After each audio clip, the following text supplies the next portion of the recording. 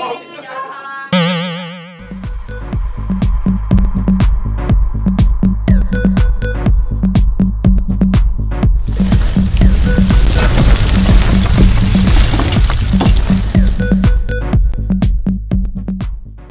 Oh, presentasinya ya.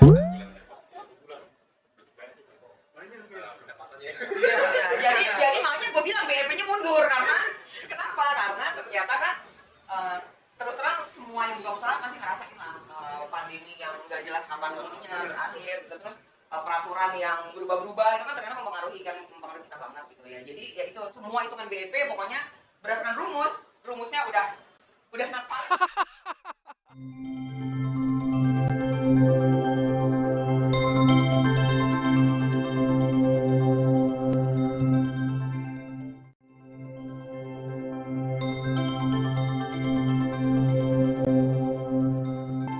Karena memang akhirannya kita mikirnya yaudah deh daripada kita ngabisin duitnya ke tempat orang gitu, yaudah deh kita buka aja yuk, jadi jajannya udah di tempat sendiri gitu. Hitung juga udah bisa buka warung kali ya? Iya benar banget, udah kurang lebih tuh kayaknya hampir tiap hari gitu kan jajan di tempat orang gitu. Belum ongkos bensin, Nah, di jalan parkir.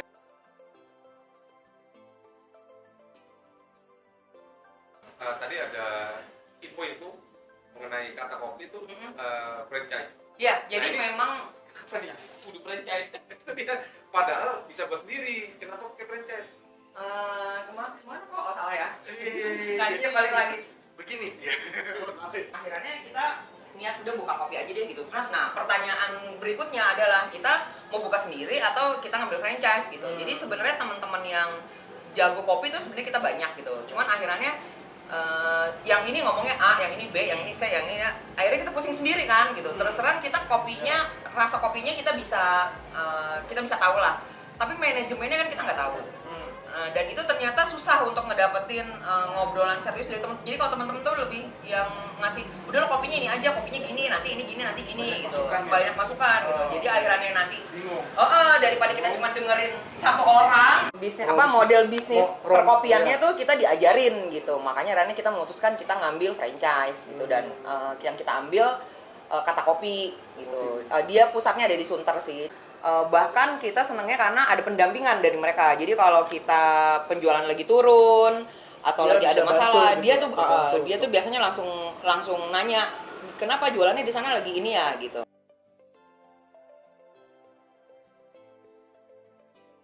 Terakhir yang kita mau tanyakan, potensinya bisnis kopi itu di luar sana yang ingin melakukan bisnis kopi, modal nekat.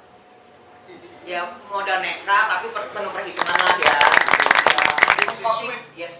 Sweet manis gula aren. Walaupun kopinya pahit, tapi ternyata bisnisnya masih manis. Ya, kopi itu masih terbuka lebar karena Cukup gini. manis lah ya, bisnis Betul. yang manis. Apalagi kalau ternyata lo berani mengeksplor ya. Menurut gue pribadi, kopi gula aren itu kan adalah hasil eksplornya si orang yang menemukan berhasil bikin viral si kopi gula aren gitu. Sebenarnya kita minum kopi gula aren dari zaman dulu juga udah ada yang menawarkan itu gitu. Tapi itulah, iya kan? Tapi itulah hebatnya si yang berhasil memviralkan gitu. Jadi kan positifnya adalah ya kita sebagai yang bisnis kopi ya emang harus berani eksplor produknya gitu. Gitu. Inovasinya harus jalan terus gitu. Karena kopinya kan long lasting. Nah tinggal sekarang kita nyocokin aja sama selera pasar. Kalau kemarin booming di anak muda, nah ini kan belum booming nih, belum ada hal baru lagi yang bikin kopi, misalnya kopi apa gitu, belum booming aja. Tapi sebenarnya Kopi explore kali ya. ya gitu kan. Kopi Misalnya, sama kopi durian udah ada tuh, kopi udah durian. kopi jeruk sebenarnya juga udah ada. Bahkan Iya. kopi rujak, kopi cabai rawit, apa gitu segala macam itu Tapi udah. kopi gaduh belum ada ya, kopi ketoprak itu belum ada ya. Nah, belum. Kopi rasa yang pernah ada juga kayaknya belum tuh, ada Indomie ya. Kopi putih ini apa? Itu cukup manis. Selain manis juga ada pahit. Ada lah. Dukanya apa nih kira-kira? Dukanya adalah ya jualan yang galak lah udah pasti. itu adalah luka paling dalam ya di luar patah hati. Sehari nungguin Soalnya cuma nongkrongin aja gitu. Ya. Dukanya seharian nongkrong, nggak ada yang datang, nggak ada kelar. Iya, betul. Nyambung. Betul banget. Kalau malam. Tiba-tiba ada yang berhenti, kirain mau belok mampir, nggak taunya nggak lama gitu kan. bahaya deh. Tapi nggak apa-apa. Justru yang duka-duka gitunya, jadi akhirannya begitu tempatnya rame kita menghargai banget ya teman-teman. Tapi ngomong bisnis kopi kan berbeda dengan bisnis makanan ya. Makanan yang kayak pastry, di sini juga ada cake, ada pastry. Cuma masalahnya kalau kopi itu ada langsung. Jadi kan memang ini sebenarnya jagoan kopi lebih Pak Eko nih, lebih Om Eko. Kadaluarsa sih sebenarnya memang biasanya suka ada expired kan, tapi kan itu sebenarnya lebih ke untuk kualitasnya. Sebenarnya kalau basi kan enggak, ya kan, benar nggak? Kalau basi itu enggak, tapi lebih ke jadi ada perubahan rasanya aja gitu. Perubahan kayak mungkin acidnya jadi lebih tinggi, terus kalau pakai lama disimpan, acidnya justru. Iya, ada yang justru malah jadi nggak ada katanya kopi ini, tapi ternyata rasanya ya sama aja jadi kopi saset gitu. Ya, Om Eko lebih jago lah kalau urusan. Sama lah. Nanti dia udah buka kafe. Gua masih jualan Kopi renceng. kopi renceng. Renceng. Saling. Iya, gua masih.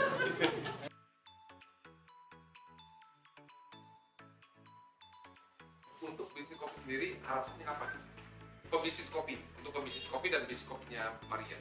Ya, jadi gini, kalau buat gue sebenarnya kan belum lama ya bukanya. Kalau untuk bisnis kopi Baru 2 minggu. Nah, 2 minggu. Nah, ya gue cuma duluan berapa bulan lah gitu. Ya cuman kalau harapannya ya kadang kita tuh suka kesusahan untuk beberapa regulasi ya, khususnya kayak untuk biji-bijian. Biji kopi, jangan salah, ya salahnya salah saya. Ngomongnya di cut. Travelingnya. Jangan visual. Nah, jadi gitu, jadi maksudnya kadang-kadang ada yang kita sih belum pernah ngalamin gitu ya, tapi udah sering banget diceritain. Kadang ada monopoli sesuatu misalnya suatu brand atau suatu produsen kopi gitu. Soalnya kadang-kadang kan suka sedih juga. Terus terang gue itu kan asal dari Manado ya. Nah, jadi waktu bulan lalu tuh pulang kampung kan semua orang bilang kopi Manado tuh enak. Ya. Tapi even di Manado aja kita tuh nyari kopinya susah. Oh begitu. Iya. Di tempat kok Kayak sama aja minyak kayak goreng ya. Iya, benar. sama kayak Tegal. Warung Tegal, tapi Tegal enggak ada warteg. Nah, itu nggak mirip kayak gitu. Jadi karena apa? Karena semuanya itu ada di ekspor. Jadi kan kadang-kadang kita suka sedih bahwa orang pernah ngerasain kopi Manado tapi di luar negeri gitu misalnya gitu. Hal-hal yang kayak gitu. Ya bagus dibawa keluar. Kita Betul. rasanya ampasnya. Betul. Dan kadang-kadang kalau untuk yang udah mainannya pasarnya langsung luar negeri, itu kadang-kadang memang terus beda loh sama yang dikasih ke kita. Ya. Kualitasnya ya. Udah ngerasain pasti kan? Kualitasnya beda.